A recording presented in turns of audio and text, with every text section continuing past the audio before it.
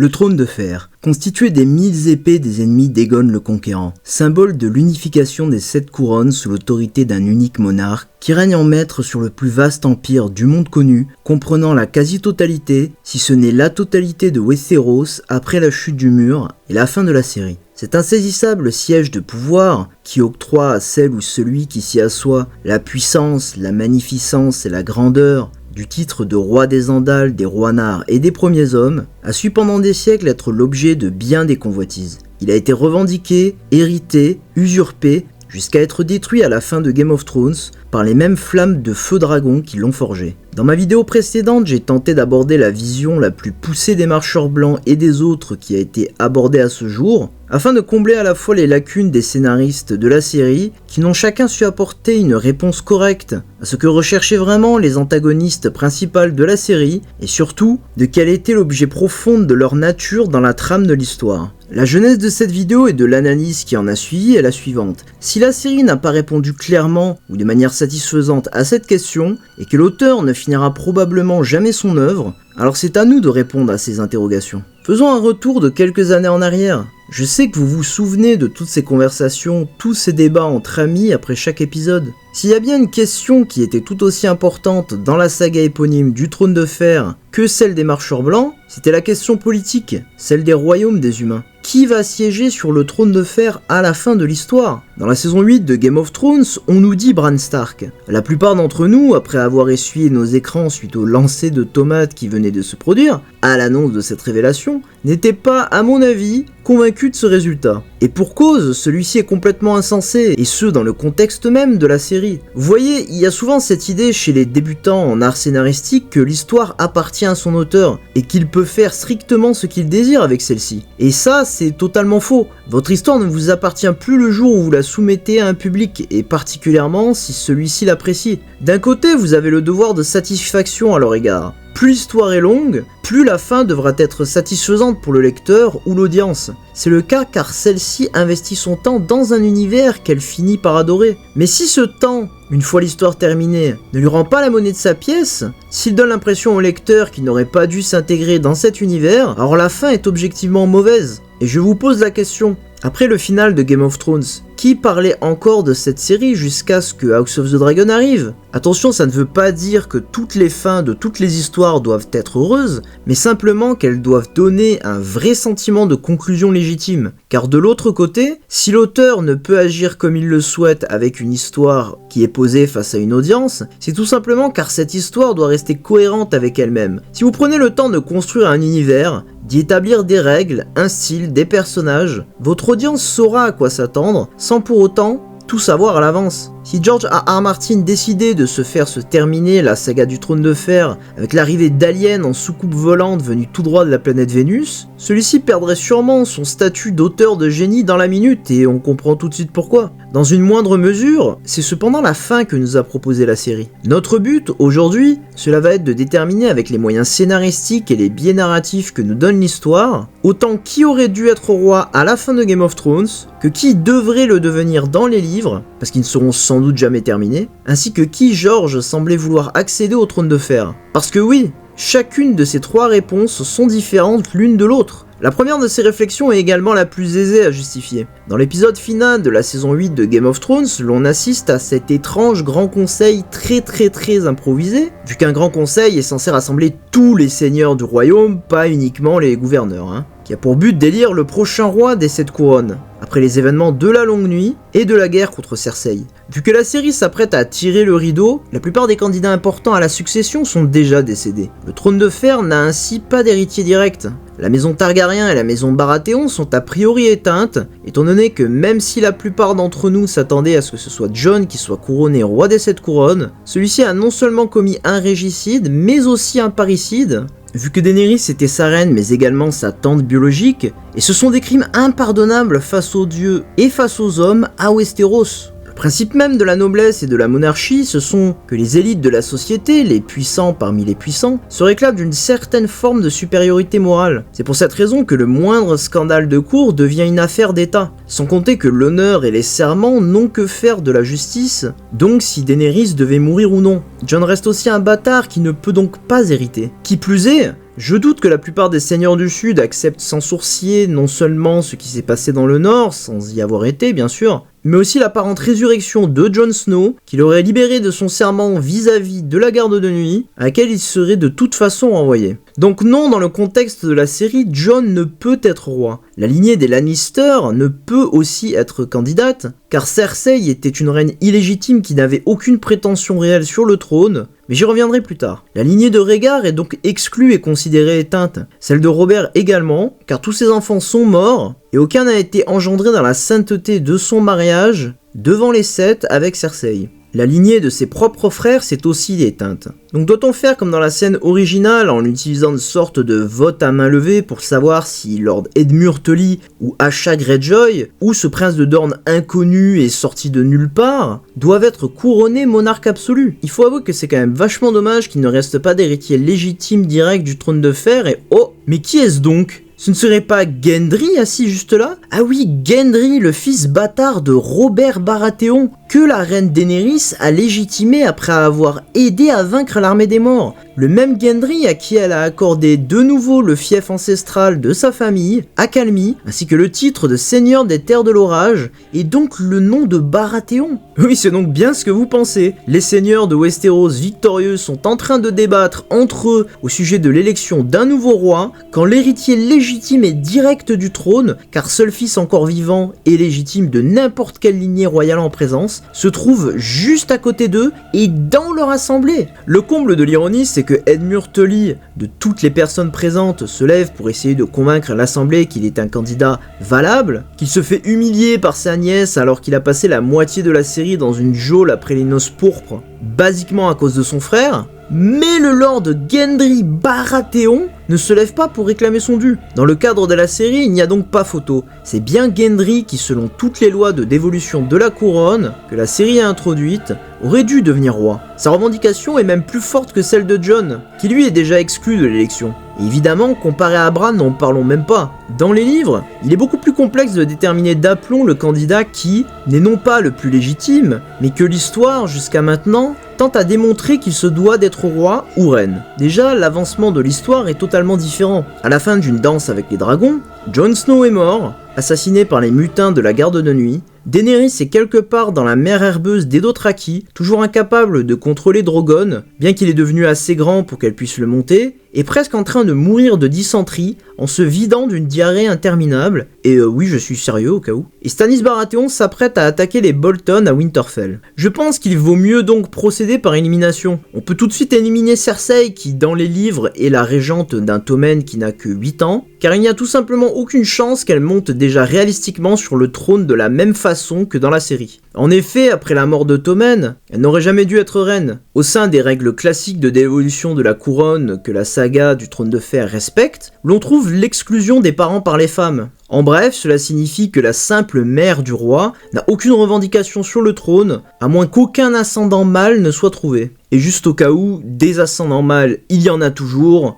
Robert Baratheon a forcément un cousin, notamment de la maison Estermont, qui est encore en vie. Donc juste au cas où, il y a des bien meilleures alternatives que Cersei. Nonobstant à cela, dans les livres, Leto se resserre déjà autour de Cersei, qui doit en même temps faire face à la montée du Grand Moineau, au complot des Tyrell, mais aussi à l'invasion d'un autre concurrent à la couronne qui a été omis de la série, Aegon VI. Celui-ci revendique être le fils de Rhaegar, Aegon Targaryen, qui aurait été sauvé de la boucherie de Gregor Clegane, ordonné par Tywin Lannister, par Varys, avant que celui-ci ne l'envoie à Essos avec Illyrio Mopatis, qu'il éduque pour un jour devenir roi des 7 couronnes. Il existe plusieurs théories sur sa véritable identité. Soit il s'agit bien du fils de Rhaegar, soit il s'agit en réalité du fils d'Illyrio et de sa femme Saera, qui serait en fait une descendante de la lignée des Feux Noirs, soit il ne s'agit aucun des deux et il serait juste en réalité un garçon quelconque que Varys et Illyrio essaieraient de faire devenir roi afin de pouvoir contrôler le royaume définitivement depuis en haut, et ainsi libérer le petit peuple. Quoi qu'il en soit, l'on sait que dans le prochain livre, Les Vents de l'Hiver, Aegon VI est censé s'emparer d'Accalmie, et qu'il fera ensuite marche vers Port-Réal où il y a des fortes chances que ce soit lui qui renverse Cersei dans les livres. Car George R.R. Martin a affirmé à de multiples reprises à son éditeur que sa vision de la fin de l'histoire pour la maison Targaryen, c'était qu'une sorte de deuxième danse des dragons se produise. Aegon VI régnera sûrement un temps sur la capitale, mais il ne finira pas sur le trône de fer tout simplement parce qu'un personnage introduit dans le 5e livre de la saga, duquel on ne connaît presque rien comparé aux nombreux personnages principaux comme Daenerys qui ont constamment des visions d'eux sur le trône de fer, ne peut pas finir en tant que monarque d'une Westeros unie. Qui plus est, si le concept est qu'une deuxième danse des dragons se produise, je dirais que, pour l'instant sans dragon, celui-ci n'a aucune chance de l'emporter. Il représente sûrement un pré-antagoniste final du même niveau que Ron Greyjoy. En parlant de Ron, je l'exclus aussi d'une traite avec tous les personnages à l'aspect antagonistique qui convoitent le trône de fer, pour la toute simple raison qu'une victoire de ces personnages signifierait au final une victoire des autres, qui n'auraient alors aucun problème à écraser le royaume des humains. Je ne pense pas aussi que l'on se dirige vers une fin sombre, où c'est justement les autres qui l'emportent, car l'histoire donne trop d'importance à l'aspect cyclique de la longue nuit, et des légendes d'Azor Ahai et des prophéties du prince qui fut promis, qui correspondent directement à certains personnages comme Jon Snow, pour qu'au final ce soit la nuit qui l'emporte. On est clairement censé s'impatienter pour une bataille finale épique avec le champion et les héros des humains face à ceux de la mort. Le destin de Stannis reste incertain car il y a de grandes chances pour qu'il emporte la bataille à Winterfell et que ce soit lui qui batte les Bolton dans les livres. Il y a une certitude que son histoire sera bien différente que celle de la série. La lettre rose que reçoit Jon Snow à la fin du livre nous laisse à penser qu'il serait peut-être déjà mort, mais que cela soit vrai ou pas, je ne pense pas non plus que Stannis survivra jusqu'à la fin de l'histoire. Car si la résurrection de Jon Snow est une nécessité scénaristique, il est fort probable qu'elle ne soit pas aussi simple dans les livres. Stannis n'a pas encore brûlé Shireen dans les livres, cependant étant donné que cela fait partie des 3 scènes spécifiques que George R.R. Martin a précisé qu'il voulait dans la série, il est raisonnable d'assumer que cet événement tragique va aussi se produire dans les livres. Melisandre a toujours prédit à Stannis qu'il réveillerait les dragons de pierre. Or, Jon est mort. Son corps sera sans doute stocké dans les geôles de glace au mur, devenant ainsi dur comme de la pierre. Jon est un dragon, car c'est un Targaryen. Le sacrifice de Shireen dans les livres pourrait donc servir à ressusciter Jon, volontairement ou non. Si c'est le cas, la raison entière de la présence de Stannis dans l'histoire, c'est pour redonner vie à Jon en fin de compte. Après ça, il périra sûrement face à un ennemi ou un autre. Tout se joue donc entre Jon Snow, le prince qui fut promis, et Daenerys Targaryen, la mère des dragons. Oui, je sais que dans les livres, le fait que Jon est en réalité le fils de Rhaegar et Lyanna n'a pas encore été officiellement révélé, mais c'est une évidence scénaristique. Tout comme le fait qu'il est le prince qui fut promis, né à la fois du feu, un Targaryen, et de la glace, une Stark. Une autre évidence scénaristique, c'est la résurrection de Jon. À défaut de vous spoiler un peu, je vais vous poser une question. S'il ne devait pas devenir roi, au moins métaphoriquement, pourquoi a-t-il besoin d'être ressuscité? Peut-être est-il uniquement censé vaincre les autres, mais pas devenir roi, vous allez me dire. Et c'est pour ça que l'on va parler de Daenerys avant. Scénaristiquement, Daenerys est une très bonne, voire la candidate pour conclure l'histoire avec sa montée sur le trône de fer. Narrativement, c'est plus compliqué, parce que d'un côté, on a des gros problèmes de timing, pendant qu'Aegon VI débute son invasion de Westeros, que Jon Snow meurt, que Stannis s'apprête à vaincre les Bolton, que Euron dévoile son plan de dévastation du monde, Daenerys n'a ni pris le contrôle des Dothraki, ni repris Myrrine des mains des fils de la Harpie. Ces dragons sont trop jeunes pour être vraiment imposants et seront trop faciles à abattre sur un champ de bataille. Elle-même n'a d'ailleurs que 14 ou 15 ans. De plus, toute son histoire est à Essos, et même si c'est une certitude scénaristique qu'elle aille un jour se battre à Westeros, que ce soit contre un prétendant comme Aegon VI ou face à l'armée des morts, sa condition en tant que briseuse de chaînes est aussi une part intégrante de son histoire. Quitter Myrrine une fois conquise, comme elle l'a fait dans la série, reviendrait réalistiquement à rendre la cité aux esclavagistes. Déjà qu'elle a du mal à garder les cités qu'elle a déjà libérées comme telles, avec 3 dragons et une grande armée. Il y a aussi toute une partie de son histoire qui porte sur le fait que bien que sa famille ait toujours voulu, et donc elle aussi indirectement, retourner dans la Westeros qu'on leur avait volée, Daenerys, la petite fille, considérait au fond de son cœur qu'une petite maison à la Porte Rouge où elle avait vécu pendant ses années d'exil durant son enfance était vraiment son chez elle et pas ailleurs. La théorie prévalente en la matière, c'est que Daenerys va inspirer une révolte d'esclaves à échelle continentale après sa reprise de Myrrine,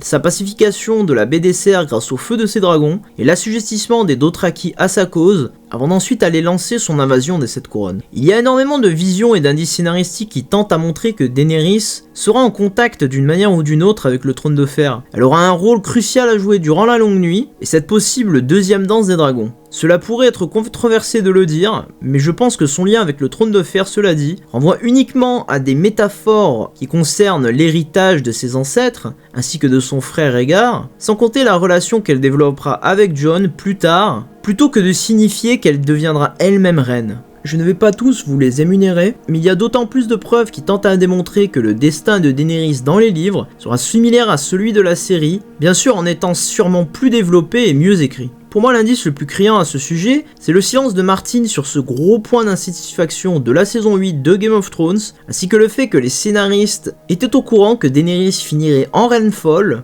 au moins depuis la saison 2, où l'image de Drogon qui survole Port-Réal nous est clairement montrée dans la vision de Daenerys à Cars.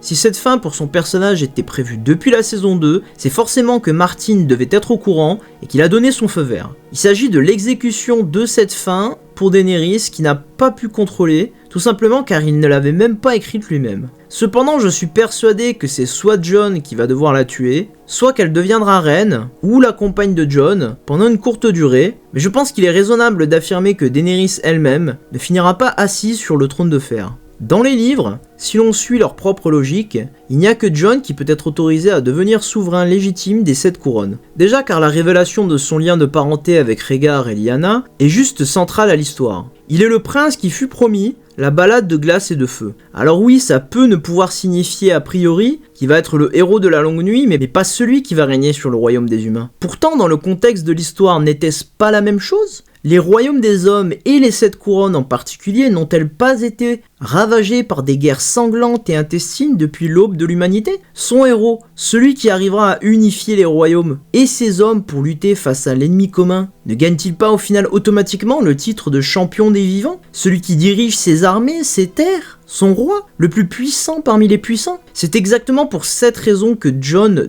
devrait être roi. En effet, ce serait un miracle si les hommes avec qui il combattait durant la longue nuit ne le nomment pas immédiatement roi des 7 couronnes, avec ou sans son avis, une fois la bataille emportée. Après tout, c'est de cette façon qu'il est devenu roi du Nord dans la série. De plus, cette vision coïncide parfaitement avec le concept que Martin a toujours avancé comme étant une de ses grandes inspirations derrière son magnum opus. Ce qu'il voulait, c'était pouvoir faire une saga de fantasy réaliste et politique. L'exemple qu'il donnait souvent était celui du Seigneur des Anneaux. On voit Aragorn mener bataille et c'est en cela qu'il est un grand roi. Mais une fois seront vaincus, que fera-t-il des orques ? Quelle sera sa politique vis-à-vis des impôts ? Disait-il. Évidemment, l'histoire du trône de fer ne s'attardera pas durant des lustres après la conclusion de la trame principale, vu la durée de la saga encore en cours. Néanmoins, comment être plus certain que qu'importe la décision qu'il prend, le monarque qui sera assis sur le trône de fer après la fin de l'histoire saura agir avec bonté, honneur et justice, qu'autrement que s'il s'agit que nul autre que Jon Snow. On a vu comment il dirigeait la garde de nuit,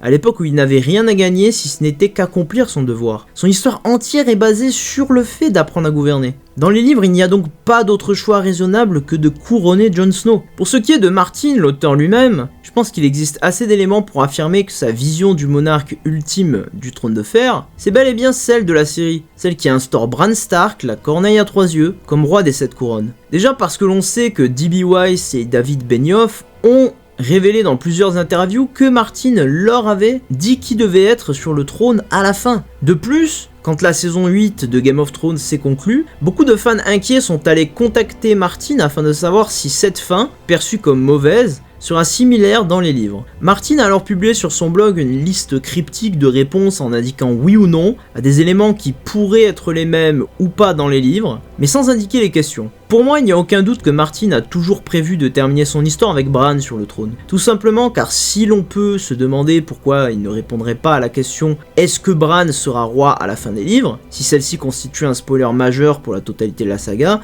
on peut cependant s'interroger sur pourquoi il n'a tout simplement pas nié le fait, si ce n'est pas le cas. Il n'y a absolument aucun avantage à ne pas infirmer une adaptation de la fin qui est différente de la sienne, et qui est majoritairement perçue comme mauvaise, si ce n'est pas déjà ce qu'on avait en tête. Après tout, il y a une raison pour laquelle, après la fin du prologue, c'est avec Bran que l'histoire commence. On peut même affirmer que c'est sa chute, poussée par Jaime du haut de la tour, qui démarre réellement celle-ci. Revenons au concept initial de Martin. Ce qu'il voulait créer, c'était une saga de fantasy plus réaliste. Et pour cela, il a pris le concept de base de la fantasy, qui est de prendre de jeunes personnages avec un avenir hors norme, mais de rajouter beaucoup de traumatismes, de mort et de souffrance à cette formule. Et ceci, c'est exactement l'histoire de Bran Stark, qui est un enfant d'une grande famille qui devient handicapé et qui suit les voies d'un étrange mais puissant sorcier, la corneille à 3 yeux, en croyant que celui-ci va le soigner, mais à la place, il fait de lui un être tout aussi magique, mais également tout aussi ésotérique, cruel et inhumain. Je continue à croire que le personnage de Bran Stark en tant que la corneille à 3 yeux peut être développé d'une façon beaucoup plus intéressante que la façon dont ils l'ont utilisé dans la série.